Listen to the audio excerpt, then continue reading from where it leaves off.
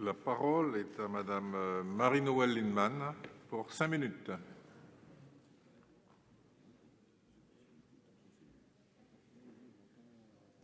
Monsieur le Président, Monsieur le Ministre, Madame la rapporteure, chers collègues, cette réforme du CESE a été engagée dans un cadre institutionnel que nous contestons.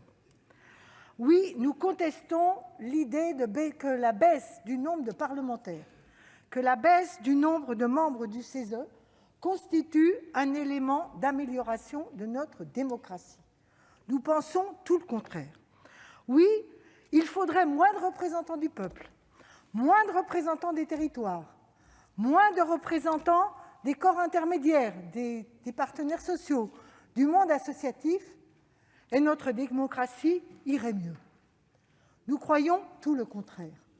Et nous voyons bien ce que ça imprime de dérive d'une verticalité du pouvoir qui est dangereuse, inefficace et par ailleurs qui est susceptible de renforcer toutes les dérives technocratiques dont notre pays souffre terriblement. Donc oui, nous contestons la réduction du nombre de membres du CESE. Nous approuvons donc les démarches engagées par la commission des lois qui visent à restaurer un nombre supérieur en se contentant, si je puis dire, de réduire les personnalités qualifiées. Nous déposerons un amendement qui restaure les 233 membres du CESE et les répartisse au prorata de ce qui est prévu par la commission des lois pour chacune des sections et collèges. Deuxièmement, il est prévu de réformer le CESE pour que ses travaux soient mieux écoutés, mieux pris en compte, qu'ils soient utiles au pouvoir public, et nous approuvons de ce côté-là tout ce qui est prévu pour améliorer la démocratie participative et l'implication des citoyens. Je ne comprends pas, Madame la rapporteure,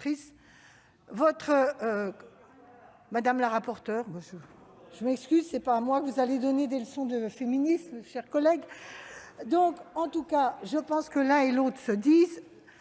Ce que je veux vous dire par là, c'est que nous considérons essentiel que la démocratie participative s'ajoute, nourrisse, irrigue, dialogue avec la démocratie représentative.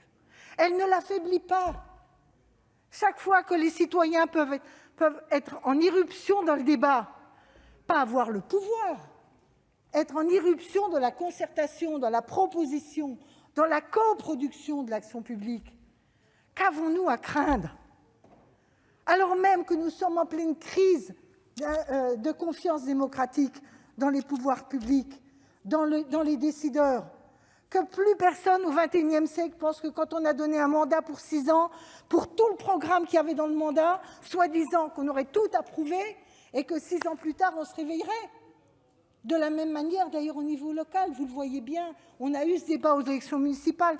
Tant de nos élus, quel que soit leur bord, ont fait des propositions de co-construction, de démocratie participative. J'ai regardé la plupart des programmes. Alors pourquoi avoir peur ? Et au contraire, adosser cela au CESE, c'est adosser cela à la société civile organisée. C'est compléter le travail d'une société, des partenaires sociaux, des associations, par l'irruption citoyenne. Donc nous ferons des propositions dans ce cadre, avec le souci, dans notre amendement, d'exiger que quand la Convention fait ses travaux, le gouvernement soit amené à devoir lui répondre de façon argumentée.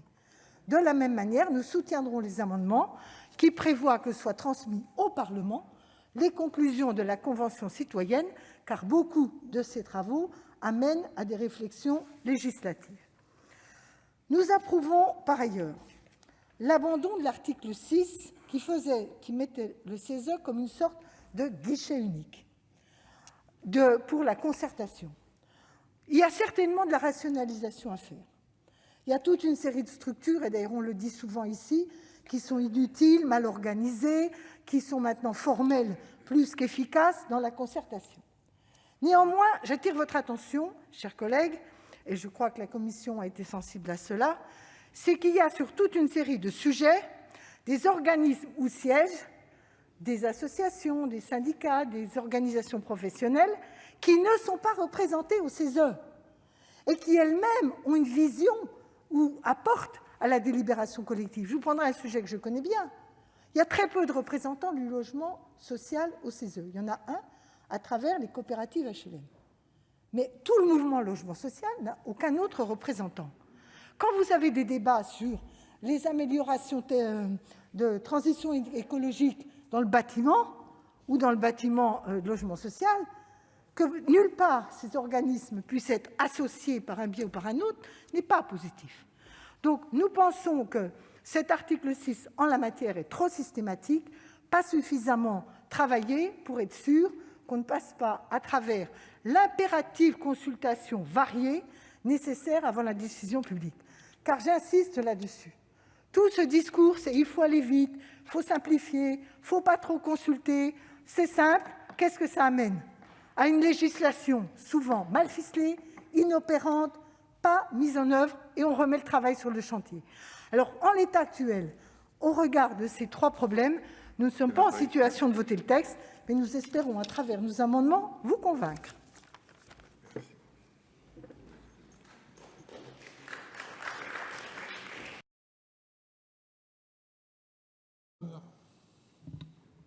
Moi, je trouve que cette question est très importante pour notre démocratie. Vous disiez, monsieur le ministre, que, effectivement, dans la crise démocratique dans laquelle nous sommes, tout ce qui permet aux citoyens, de près ou de loin, de se sentir acteurs de la vie publique ne peut être qu'une avancée. Mais c'est encore plus vrai pour notre jeunesse. J'entends à longueur de journée, ils sont dépolitisés, ils sont désidéologisés, etc. Mais ils s'engagent.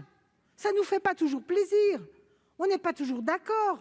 Mais d'ailleurs, de toute façon, depuis l'histoire de la démocratie, il y a toujours eu des tensions parfois entre la jeunesse et les corps institués qui les représentaient. Vous préférez qu'ils aillent faire des actes de révolte plutôt que de demander de dire par une pétition ce qu'ils souhaitent, comment ils voient les choses, et de souhaiter que la démocratie représentative leur donne des réponses, quitte à dire non. Là, vous avez peur du peuple.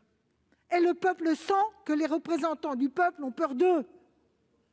Et c'est vrai pour notre jeunesse. Il y a une crise terrible dans notre pays entre la jeunesse et ceux qui la représentent. Alors, le droit de pétition n'est pas tout.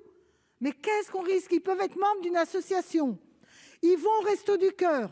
Ils sont à TD Quart-Monde.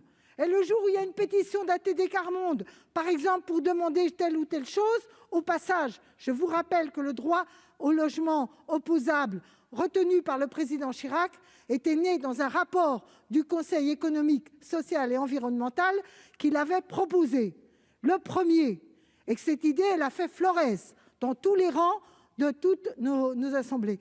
Donc nos jeunes sont engagés dans plein de choses. Il ne s'agit pas de leur donner le droit de décider. Le débat sur le droit de vote est un autre débat. Mais la pétition, c'est-à-dire solliciter les représentants à travers le CESE ou d'autres structures pour avoir une réponse, pour pouvoir se faire entendre, pour participer au débat, de quoi avons-nous peur?